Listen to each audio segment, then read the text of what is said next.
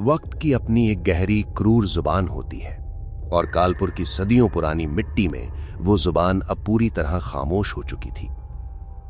पूस की उस अमावस वाली रात कोई साधारण ठंड नहीं थी। वो एक प्राचीन बद्दुआ थी जो हजारों साल पहले किसी शापित आत्मा ने जमीन पर उड़ेल दी थी। आसमान से बर्फीली ओस नहीं बल्कि हड्डियों को चीरने वाली, रक्त को जमा देने वाली जहरीली ठंड बरस रही थी। घना सफेद कोहरा पूरे गांव पर कफन की तरह लिपटा हुआ था, जैसे किसी विशाल शव को ढक दिया गया हो। हवा इतनी भारी और गाढ़ी थी कि हर सांस लेने में फेफड़े चीखने लगते थे।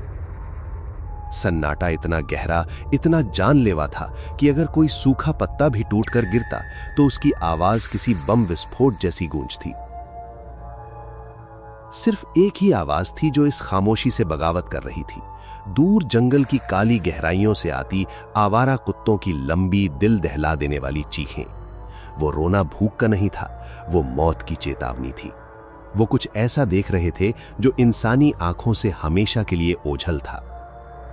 गांव के पुराने टूटे बस स्टैंड के पास वीरान पड़ी एक छोटी टीन की दुकान थी। दुकान के बाहर लकड़ियों का अलाव जल रहा था। लकड़ियां चटक चटक कर फट रही थीं और लपटें हवा के झोंकों से बेकाबू होकर इधर उधर नाच रही थीं, जैसे कोई अदृश्य हाथ उन्हें खींच रहा हो। अलाव के चारों तरफ कुछ बुजुर्ग और गांव वाले बैठे थे। उनके चेहरे आग की लाल पीली रोशनी में डूबे हुए थे। फिर भी उनके हाथ, उनके शरीर, उनकी आंखें ठंड से नहीं, गहरे खौफ से कांप रहे थे। बाबा, क्या लगता है लखन जी अभी भी जिंदा होंगे? एक युवक ने कांपते स्वर में पूछा। बाबा ने आग में लकड़ी डालते हुई गहरी सांस ली। बेटा, मौत सिर्फ तब नहीं आती जब सांस रुक जाए। मौत तो तब भी होती है जब रूह जिस्म छोड़कर भाग जाए और जिस्म खाली खाली चलता रहे। लखन कल रात अपनी गाय ढूंढने गया था। मैंने बार बार मना किया था, उस सरहद के पार मत जाना। अगर गया तो वापस सिर्फ तेरा नाम आएगा, तू खुद नहीं। अब देखो, वो गया। अब शकुन देखिए बाबा, आग भी आज चाय नहीं पी रही, लपटें नीची हो रही हैं। आज अमावस है। चांद जब आसमान से गायब हो जाता है तब सिंघा हवेली की मालकिन, वो नर्तकी चंद्रमुखी, अपनी सदियों पुरानी नींद से जाग उठती है। आज की रात हवा का रुख हवेली से गांव की तरफ है। सुना है वो अभी भी अपनी टूटी हुई पायल पहनती है। उसकी झंकार सुनकर कई लोग पागल हो चुके हैं। बस करो दीनू, क्यों सबको डरा रहे हो? हम सब जानते हैं वहां क्या होता है। हवेली अब खंडहर है, वहां सिर्फ चमगादड़, सांप और अंधेरा है। सांप तो सिर्फ काट कर जान ले लेते हैं बिरजू, लेकिन वो हवेली जान नहीं लेती, वो यादों को, आत्मा को पी जाती है। तुम्हें याद नहीं, 10 साल पहले वो इंस्पेक्टर आया था, बड़े घमंड से बोला, मैं भूतों को भी गिरफ्तार कर लूंगा। अगली सुबह वो हवेली के आंगन में बैठा हवा में सितार बजा रहा था। उसकी आंखें पथरा गई थीं। आज भी वो पागल खाने में दीवारें खुरचता है और चीख चीख कर चंद्रमुखी का नाम लेता है। तभी दूर से किसी पुराने ऑटो रिक्शा का इंजन बजता हुआ आया। कोहरे की मोटी दीवार को चीरती हुई 2 पीली हेडलाइट्स उनकी तरफ बढ़ रही थीं। इतनी गहरी रात, अमावस की रात में कौन पागल कालपुर आ रहा था? वो एक पुराना खटारा ऑटो था जो शहर के रेलवे स्टेशन से आ रहा था। रास्ता ऊबड़ खाबड़, गड्ढों भरा। हर गड्ढे पर ऑटो ऐसे उछल रहा था जैसे उसके सारे पुर्जे बिखर जाएंगे। अंदर 2 नौजवान बैठे थे, आर्यन और रोहन। दोनों की उम्र करीब 28-29 साल। शहर के महंगे कपड़े, घड़ियां, जूते, सब इस देहाती माहौल में बिल्कुल बेमेल लग रहे थे। आर्यन खिड़की से बाहर घूर रहा था। बाहर सिवाय घने अंधेरे और कोहरे के कुछ नहीं दिख रहा था। यार रोहन, मुझे अब भी लग रहा है ये बहुत बड़ी गलती हो रही है। पूरे 6 साल बाद यहां वापस आए हैं। तेरा बैक टू रूट्स वाला भाषण सुनने में अच्छा लगता था, लेकिन हकीकत देख, यहां सड़क तक ठीक नहीं, नेटवर्क गायब।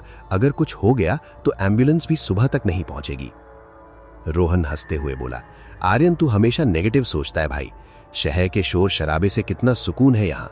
पापा की आखिरी इच्छा थी कि हमारा वो पुराना पुश्तैनी घर, वो हवेली एक बार रिपेयर हो जाए। हम उसे बेचने आए हैं। बस 1-2 दिन की बात है। बचपन याद है, हम पीछे वाले बगीचे में क्रिकेट खेलते थे। हाँ याद है, और ये भी याद है कि शाम को 6 बजे दादी हमें घर के अंदर खींच लेती थी। कहती थी, हवा बदल गई है बेटा, अंदर आ जाओ। अचानक ऑटो वाले ने ब्रेक मार दिया। ऑटो झटके से रुका। आर्यन का सिर आगे की सीट से टकराते टकराते बचा। अरे भाई, देखकर चलाओ, क्या हुआ? साहब माफ करना, मेरा ऑटो इससे आगे नहीं जाएगा। सामने कोहरे में वो सिंघा हवेली है। आज की रात उस रास्ते से गुजरना मतलब अपनी मौत को दावत देना। पैसे आधे रख लो, मैं वापस जा रहा हूं। दोनों हैरान। अभी तो गांव का मोड़ भी नहीं आया। हमारा घर तो पीपल के पेड़ के उस पार है, बीच जंगल में कैसे उतरेंगे? सलाह मान लो साहब, अगर रास्ते में कोई आवाज आए, कोई तुम्हारा नाम लेकर पुकारे, कोई सुरीला गाना सुनाई दे तो रुकना मत, पीछे मुड़कर कभी मत देखना। कहते हुए ऑटो वाला तेजी से यू टर्न लेकर भाग गया, जैसे उसके पीछे कोई अदृश्य शैतान लगा हो। अब दोनों दोस्त धूल और धुएं के गुबार में अकेले खड़े थे। उनके कदमों की आवाज ही साथ थी। कोहरा इतना घना कि 5 कदम आगे कुछ नजर नहीं आता था। हवा में पुराने बंद कमरे की बांसी गंध और रात की रानी के नशीले फूलों की तेज महक मिली हुई थी, जो सिर चकरा रही थी। रोहन, वो ऑटो वाला ज्यादा ही ड्रामा कर रहा था ना? हाँ, लेकिन बचपन की वो बातें याद है? चंद्रमुखी तवायफ अपने प्रेमी के इंतजार में गाती गाती मर गई थी। लोग कहते हैं उसकी आत्मा अभी भी सितार की तान में कैद है। चुप कर रोहन, मुझे इन सब फालतू बातों से नफरत है। कहानियां सिर्फ बच्चों को डराने के लिए होती हैं। अचानक हवा पूरी तरह रुक गई। पेड़ों के पत्ते तक हिलना बंद हो गए। सन्नाटा इतना गहरा हो गया कि उनके कानों में तेज सीटी बजने लगी। रोहन अचानक रुक गया। आर्यन, रुक, किसी के कदमों की आवाज, बिल्कुल हमारे पीछे, हमारे कदमों के साथ साथ। कोई नहीं है, सूखे पत्ते हवा में उड़ रहे होंगे। नहीं यार, मुझे लगा किसी ने मेरे कान में मेरा नाम फुसफुसाया। रोहन, आजा। आर्यन ने उसे घसीटते हुए आगे बढ़ाया। बस कर, तू हॉरर फिल्में ज्यादा देख लेता है। सामने गेट दिख रहा है, घर पहुंच गए। पुराना पुश्तैनी घर किसी बूढ़े बीमार दैत्य की तरह खड़ा था। दीवारों का प्लास्टर उखड़ चुका था। लोहे के गेट पर जंग की मोटी परत। ठीक 200 मीटर पीछे जंगल के बीच सिंघा हवेली का विशाल काला साया। टूटी खिड़कियां खोपड़ी की खाली आंखों जैसी लग रही थीं, जैसे वो उन्हें घूर रही हो। जैसे ही उन्होंने गेट खोला, बरामदे में लटकी लालटेन की रोशनी पड़ी। अंधेरे में एक साया हिला। कौन है? मेरे पास लाठी है, चले जाओ। बाबा शांत हो जाइए, मैं आर्यन हूं, ये रोहन। हरिया बाबा, जो बचपन में उन्हें कंधों पर बिठाकर घुमाते थे। आज उनकी उम्र 60 के पार थी, लेकिन चेहरा 90 साल का लग रहा था। झुर्रियां गहरी, आंखों में वो खौफ जो बार बार मौत को देखने वालों में बसता है। तुम लोग इतनी रात को? मैंने खत में साफ लिखा था, सूरज ढलने से पहले आना। तुम्हें अंदाजा भी है कि तुम किस जगह की दहलीज पर खड़े हो? बाबा रिलैक्स कीजिए, ट्रेन लेट थी, ऑटो वाले ने नखरे किए, अब हम आ गए ना। अंदर चलिए, बाहर बहुत ठंड है। ठंड नहीं बेटा, उसकी सांसें हैं। जल्दी अंदर आओ। खबरदार, पीछे मुड़कर मत देखना, चाहे कोई रोए, कोई हंसे, कोई नाम पुकारे। बाबा ने उन्हें खींचकर अंदर किया और दरवाजे पर 3 सिटकिनियां लगा दी। बाहर हवा में पायल की हल्की झनकार और दूर से किसी औरत की हल्की हंसी सुनाई थी। बाबा ने राहत की सांस ली। घर के अंदर हवा बाहर से भी ज्यादा भारी और सड़ी हुई थी। हॉल में फर्नीचर पर सफेद चादरें धूल से भूरी हो चुकी थीं। कोनों में मकड़ी के जाले लटक रहे थे। दीवारों से पुरानी पेंटिंग्स टंगी थीं, जिनके चेहरे फीके पड़ चुके थे। उफ बाबा, यहां तो सांस लेना भी मुश्किल है। आपने सफाई तक नहीं करवाई? मालिक, मैं दिन के उजाले में ही आता हूं। इस घर में रात गुजारने की हिम्मत अब नहीं रही। वो ब्लू रूम, वो अब रास्ता बन चुका है। मैंने ताला जड़ दिया है। रोहन उत्सुकता से बोला, बाबा, वो कमरा तो बचपन में हमारा फेवरेट था। वहां से पूरा जंगल और हवेली दिखती है। हम वहीं सोएंगे। खबरदार, पिछले महीने रामू का जवान बेटा सिर्फ कौतूहल में खिड़की के पास खड़ा हुआ था। उसने वो धुन सुन ली। सुबह उसकी लाश उसी कमरे में मिली। मुंह खुला, आंखें सफेद पत्थर जैसी चमक रही थीं। शरीर पर खरोंचे के निशान थे, जैसे किसी ने नाखूनों से खींचा हो। सब सुनकर हॉल में भारी खामोशी छा गई। रोहन की नजर अनजाने में उस जंग लगे ताले वाले दरवाजे पर चली गई। तभी अंदर से नाखूनों से लकड़ी खुरचने की आवाज आई, फिर हल्की हल्की पायल की झनकार। बाबा, इस घर में बिल्ली तो नहीं? चुप रहो, खाना खाओ और सो जाओ। मैं बरामदे वाले कमरे में सोऊंगा। प्यास लगे तो मटका यहीं है, उस तरफ मत जाना। रात गहराई। आर्यन थकान से तुरंत सो गया। उसकी खर्राटों की आवाज हॉल में गूंज रही थी, लेकिन रोहन रजाई में लेटा छत को घूर रहा था। नींद नाम को नहीं। शरीर में चींटियां रेंग रही थीं। बार बार करवट बदल रहा था। नजर बार बार उस वर्जित दरवाजे पर जा रही थी। तभी हवा का रुख बदला। पहले हल्की फुसफुसाहट, फिर सितार की मधुर मोहक धुन शुरू हुई। इतने साल कहाँ थे तुम? मेरी धुन अधूरी है, आओ इसे पूरा कर दो। मेरे हाथ काट दिए गए थे, अब तुम्हारे हाथों से बजाओ। रोहन का शरीर उसके कंट्रोल से बाहर हो गया, आंखें पूरी सफेद। वो कठपुतली की तरह उठा और बंद दरवाजे की तरफ बढ़ गया। छूते ही ताला खुल गया, जंजीरें गिर पड़ी। आर्यन की नींद खुली। कमरे का तापमान बर्फ बन चुका था, सांस धुएं की तरह निकल रही थी। बगल का बिस्तर खाली, दरवाजा चौपट खुला, अंदर घना अंधेरा और सितार की धुन। रोहन, मजाक मत कर यार, बाहर आ। कोई जवाब नहीं। आर्यन खिड़की से बाहर झांका। कोहरे में एक धुंधली परछाई हवेली की तरफ जा रही थी। रोहन की चाल अजीब, जैसे हवा में तैर रहा हो। आर्यन बिना सोचे खिड़की से कूद पड़ा। कांटों ने कपड़े फाड़ दिए, पैरों में खून बह रहा था, लेकिन दर्द महसूस नहीं हो रहा था। वो जंगल में दौड़ रहा था। जंगल जैसे जिंदा हो गया था। डालें चेहरे पर मार रही थीं, जड़ें पैर पकड़ रही थीं, कोहरा आंखों में घुस रहा था। रोहन हवेली के मुख्य गेट के सामने खड़ा था।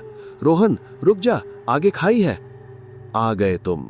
महफिल सज चुकी है, बस साज की कमी थी। रोहन ने झटके से आर्यन को 10 फीट दूर फेंक दिया। गेट अपने आप खुल गया। रोहन अंदर चला गया। गेट आर्यन के मुंह पर बंद हो गया। आर्यन गेट को पीटता रहा। अंदर से सितार तेज होता गया। हवेली कांप रही थी, दीवारें चीख रही थीं। आर्यन ने टूटी खिड़की ढूंढी, पेड़ की डाल पकड़कर चढ़ा और अंदर कूद गया। अंदर चिपचिपी गर्मी, सड़े फूलों, पुराने इत्र और खून की बदबू। दीवारों पर चेहरे खुरचे तैल चित्र। हॉल में महफिल सजी थी। दर्जनों लोग पत्थर बन चुके थे। गांव के गायब हुए लोग। आंखें खुली, मुंह खुले, चेहरे पर हमेशा की शांति। बीच में हवा में लाल सितार तैर रहा था। नीचे रोहन हाथ बढ़ाए। आर्यन ने पास पड़ी भारी पीतल की मूर्ति उठाई और झूमर की पुरानी रस्सी पर दे मारी। रस्सी टूटी, झूमर गिरा, सितार टूटा। भयानक चीख ने हवा को चीर दिया। हवेली तूफान बन गई, छत गिरने लगी। अदृश्य साया धुएं की तरह बिखर गया। आर्यन ने रोहन को घसीटकर बाहर निकाला। पीछे विशाल धूल का गुबार। सुबह हुई। दोनों जंगल के किनारे बैठे थे। आर्यन, हम कहाँ हैं? मेरा सिर दर्द कर रहा है। वो गाना बंद क्यों नहीं हो गया? गाना खत्म हो गया भाई। महफिल उठ गई। तूने सिर्फ अपनी जान नहीं बचाई, पूरे गांव को सदियों पुराने श्राप से आजाद कर दिया। शायद चंद्रमुखी को भी मुक्ति मिल गई। आज भी कालपुर में वो रात याद की जाती है। अमावस को अब रोने की आवाज नहीं आती, लेकिन अगर आप हवेली के मलबे के पास जाकर दिल लगाकर सुने तो हवाओं में हल्की धन्यवाद की फुसफुसाहट सुनाई देती है, क्योंकि कुछ धुनें सिर्फ पूरा होना चाहती हैं। दोस्तों, अगर आपकी रगों में अभी भी ठंड दौड़ रही है तो तुरंत इस वीडियो को लाइक कर दो।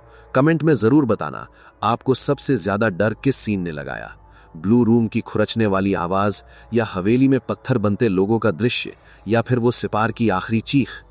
अगर आप और भी गहरे और भी खतरनाक अंधेरे में जाना चाहते हैं तो चैनल को अभी सब्सक्राइब कर लो और घंटी दबा दो। हर हफ्ते नई डरावनी रात आपके लिए तैयार है। अपने दोस्तों और परिवार के साथ शेयर करो, लेकिन सावधानी से। रात में अकेले मत सुनना। ड्रैक्सौर, जहां हर रात मौत से एक कदम आगे जाती है।